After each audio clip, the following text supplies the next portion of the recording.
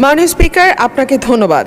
মাননীয় স্পিকার, প্রতি বছরই বাজেট দেওয়ার সময় আমরা নির্ঝরের মতন স্বপ্ন দেখি এবং সারা বছর ধরে সেই স্বপ্নভঙ্গের ফল আমাদের ভোগ করতে হয়।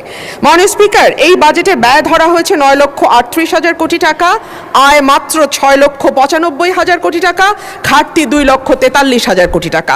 এটুকু হলেই হতো মাননীয় স্পিকার, কিন্তু আয় 6,95,000 কোটি টাকার যে লক্ষ্যমাত্রা ধরা হয়েছে সেটা কোনো বছরই এই আয় রাজস্ব আদায় করা যায় না। ফলে যেটা হয়, ঘাটতি বাড়তেই থাকে এবং সেই ঘাটতির জন্য আমরা দেশি বিদেশি ঋণ কিংবা বিনিয়োগের উপর নির্ভর করি। আমাদের মাননীয় প্রধানমন্ত্রী সম্প্রতি চীন সফর করেছেন।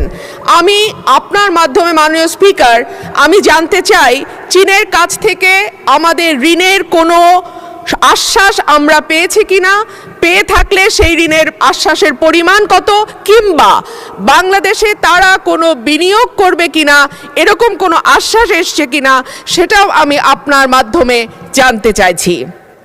মাননীয় স্পিকার, আমাদের পররাষ্ট্রমন্ত্রীকে যখন সাংবাদিকরা এই সংক্রান্ত প্রশ্ন করেছিলেন, তিনি বেশ সরাসরি উত্তর না দিয়ে অস্বস্তির সঙ্গে বলেছিলেন যে আমরা কি কেবলমাত্র চাইতে গেছি ভিক্ষার ঝুলি হাতে?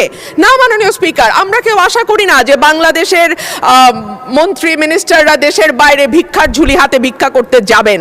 তবে একই সঙ্গে বাস্তবতার ব্যাপারে চোখ বন্ধ করে থাকলেও তো হবে না, কারণ আমাদের ঘোষিত ঘাটতি হচ্ছে 2,43,000 কোটি টাকা এবং সেই একই সঙ্গে গত 4 বছর ধরে বাংলাদেশে চলমান উচ্চ মূল্যস্ফীতি, অর্থনৈতিক প্রবৃদ্ধির মন্থর গতি, বেসরকারি বিনিয়োগের স্থবিরতা, রাজস্ব আহরণে বড় ঘাটতি, খেলাপি ঋণের বৃদ্ধি, ব্যাংকের তারল্য সংকট, জ্বালানি সরবরাহে অব্যাহত সীমাবদ্ধতা ইত্যাদির মুখোমুখি চলছি আমরা।